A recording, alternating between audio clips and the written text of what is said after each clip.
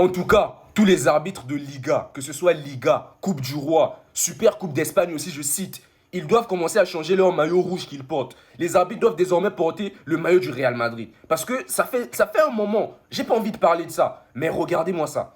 Un joueur qui est lancé, qui est en train d'aller tirer, il est dans la surface, hein, à la 45e minute, il s'apprête à armer une frappe. On lui retient par la ceinture abdominale. Il n'y a pas de faute. Il n'y a pas de faute. Regardez, là c'est une meilleure image. Il fait tout pour l'empêcher.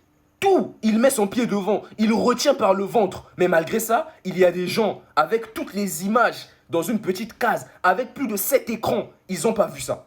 Même moi qui étais devant un seul écran, j'ai pu remarquer que là, Vinicius, il avait retenu. Mais eux, ils ont plus de 7 écrans devant eux. Ils n'arrivent pas à voir ça. Ils n'arrivent pas à siffler. Je ne sais pas si c'est depuis que le Real Madrid a commencé la guerre avec les arbitres qu'ils ont maintenant peur. Je ne comprends pas parce que là, je dois parler.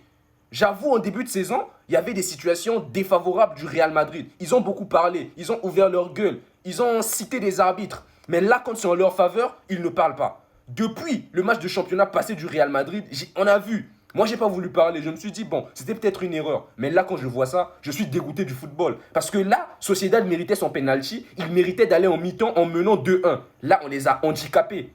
On les a handicapés. On a même vu Kubo, il n'arrivait pas à croire. Il a poursuivi l'arbitre jusqu'à dans le tunnel des vestiaires. C'est dégueulasse, ça salit le foot espagnol.